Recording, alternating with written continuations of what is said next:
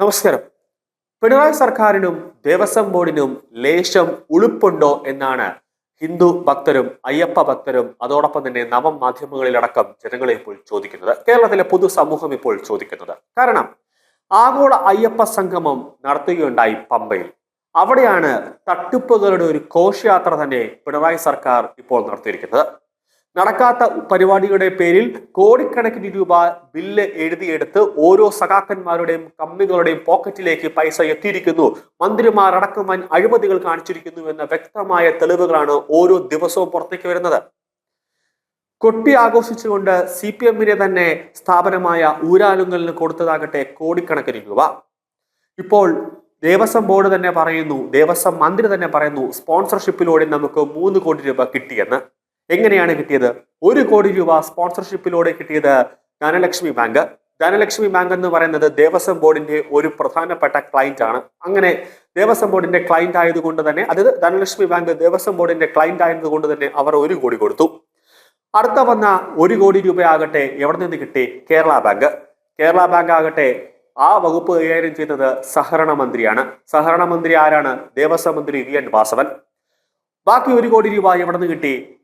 തുറമുഖ വകുപ്പ്, അതായത് അദാനി നൽകാമെന്ന് പറഞ്ഞു. ഈ തുറമുഖ വകുപ്പ് കൈകാര്യം ചെയ്യുന്നത് ആരാകട്ടെ? മന്ത്രി VN വാസവൻ.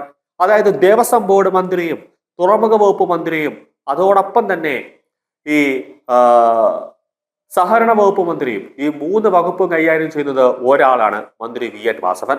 അപ്പോൾ ഇതെങ്ങനെയാണ് സ്പോൺസർഷിപ്പിലൂടെയാണ് പൈസ കിട്ടിയത് എന്ന് പറയുക? അങ്ങനെ കോടിക്കണക്കിന് രൂപയുടെ അഴിമതികൾ ആഗോള അയ്യപ്പ സംഗമത്തിന്റെ പേരിൽ പറഞ്ഞ് തട്ടിപ്പ് നടത്തിയിട്ടുണ്ട്.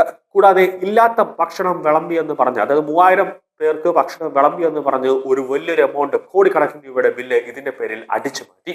ഇവർക്ക് വേറെ മോഷണവും പിടിച്ചു പറിയും അല്ലാതെ ഈ CPM എന്ന സഖാക്കൾക്ക്, കമ്മികൾക്ക് വേറെ ഒരു പരിപാടിയും ഇല്ലേ എന്ന് ജനങ്ങൾ ഇപ്പോൾ ചോദിച്ചു തുടങ്ങിയിരിക്കുന്നു. ഇത്രയേറെ പൈസയ്ക്ക് ആർത്തി ഇവർക്ക് എന്താണെന്നാണ് ജനങ്ങൾ ഇപ്പോൾ ചോദിക്കുന്നത്. അതായത് കഴിഞ്ഞ സെപ്റ്റംബർ 20-നാണ് പമ്പയിൽ ആഗോള അയ്യപ്പ സംഗമത്തിന് നന്ദഗോവിന്ദം ഭജൻസിന്റെ പേരിൽ 8 ലക്ഷത്തിന്റെ ബില്ല് ഇവർ അടിച്ചു മാറ്റിയത്. എന്നാൽ ആ ദിവസം നന്ദഗോവിന്ദം ട്രൂപ്സിനെ സംഗമത്തിലേക്ക് ക്ഷണിക്കുകയോ അവർ എത്തുകയോ ചെയ്തിട്ടില്ല എന്ന് നന്ദഗോവിന്ദം ഭജൻസ് തന്നെ പറയുകയാണ്. ആ പശ്ചാത്തലത്തിൽ നടന്നത് കോടികളുടെ തട്ടിപ്പാണ്.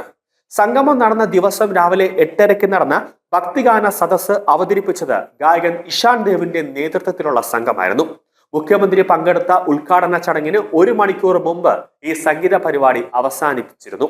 എന്നാൽ ദേവസ്വം ബോർഡ് ഹൈക്കോടതിയിൽ സമർപ്പിച്ച ഓഡിറ്റ് ചെയ്ത കണക്കിൽ കാണിച്ചിരിക്കുന്നത് നന്ദഗോവിന്ദം ഭജൻസിന്റെ പേരാണ്.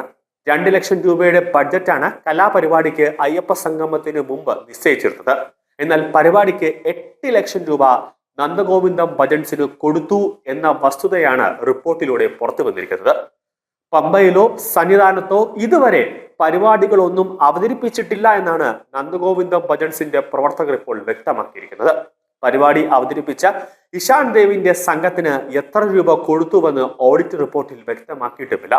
ഓഡിറ്റ് റിപ്പോർട്ടും ശബരിമല സ്പെഷ്യൽ കമ്മീഷണറുടെ റിപ്പോർട്ടും ഇപ്പോൾ ഹൈക്കോടതിയിലുണ്ട്. നന്ദഗോവിന്ദം ഭജൻസിന്റെ പേരിൽ ബില്ല് എഴുതിയതടക്കമുള്ള ക്രമക്കേടുകൾ ദേവസ്വം ബോർഡ് ഹൈക്കോടതിക്ക് വിശദീകരണം നൽകേണ്ടി വരുമെന്ന കാര്യത്തിൽ യാതൊരു സംശയവുമില്ല. ഹൈക്കോടതി നേരായ മാർഗത്തിലൂടെ കേസ് പരിഗണിച്ചാൽ നീതി ഉറപ്പ്. ഫെബ്രുവരി 27-നകം ഇത് നൽകണമെന്നാണ് ദേവസ്വം ബെഞ്ചിലെ ജസ്റ്റിസ് രാജ വിജയരാഘവൻ, ജസ്റ്റിസ് V വിജയകുമാർ എന്നിവർ കഴിഞ്ഞ ദിവസം ഉത്തരവിട്ടത്. ദേവസ്വം ബോർഡ് സ്വകാര്യ ഏജൻസിയെ കൊണ്ടാണ് ഓഡിറ്റ് നടത്തിയത്. നന്ദഗോവിന്ദം ഭജൻസിന്റെ പേരിൽ എഴുതിയ ബില്ല് ഓഡിറ്റ് ഏജൻസിക്ക് ദേവസ്വം ബോർഡിൽ നിന്ന് നൽകിയില്ലെങ്കിൽ റിപ്പോർട്ടിൽ ഇത് കടന്നുകൂടിയില്ലെന്ന് ഉറപ്പാണ്. സംഗമത്തിലെ സെക്ഷനുകൾ കഴിഞ്ഞ ശേഷം വൈകിട്ട് 4:30-യോടെ വിജയ് യേശുദാസ്, വീരമണി രാജു, സുദീപ് കുമാർ എന്നിവരുടെ അയ്യപ്പ ഭക്തി ഗാനമേള നടന്നിരുന്നു. എന്നാൽ ഇതിന്റെ ചെലവുകളൊന്നും കണക്കുകളില്ല. ഇവർ സൗജന്യമായാണ് പരിപാടി നടത്തിയത് എന്നാണ് ദേവസ്വവുമായി ബന്ധപ്പെട്ടവർ നൽകിയ വിവരം. രാത്രി 3000 പേർ ഊട് കഴിച്ചു എന്നിവരെ കള്ള ബില്ല് ഉണ്ടാക്കി ഈ ദേവസ്വം ബോർഡ്. പരിപാടിയുടെ സ്റ്റേജും മറ്റുമായി ബന്ധപ്പെട്ട് ഊരാലുങ്കലിന് മാത്രം 3.5 കോടിയോളം രൂപ നൽകിയതായി ആരോപണമുണ്ട്. ഊരാലുങ്കൽ സൊസൈറ്റിയുടെ കീഴിലുള്ള Indian institute of infrastructure and construction ആയിരുന്നു നടത്തിപ്പ് ചുമതല. അയ്യപ്പ സംഗമത്തിന് തുക സ്പോൺസർഷിപ്പിലൂടെ പിരിച്ചെടുക്കണമെന്നാണ് സർക്കാരും ദേവസ്വം ബോർഡും പറഞ്ഞിരുന്നത്. ഇത് സാധിക്കാതെ വന്നപ്പോൾ 3.4 കോടി രൂപ ദേവസ്വം ബോർഡിൽ നിന്നും വാങ്ങി. ആകെ 6 കോടി രൂപ ചെലവ് വന്നതായാണ് പറയുന്നത്. എന്നാൽ ഇതിന്റെ കൃത്യമായ ഒരു കണക്കും ദേവസ്വം ബോർഡിന്റെ കയ്യിലില്ല. ഇപ്പോൾ ഈ വിഷയത്തിൽ കോടതിയുടെ ദേവസ്വം ബെഞ്ച് ഇടപെട്ടിരിക്കുകയാണ്. അക്ഷരാർത്ഥത്തിൽ മന്ത്രി വി എൻ വാസവൻ കുടുങ്ങുമെന്ന കാര്യത്തിൽ യാതൊരു സംശയവുമില്ല, സർക്കാർ ഉൾപ്പെടെ.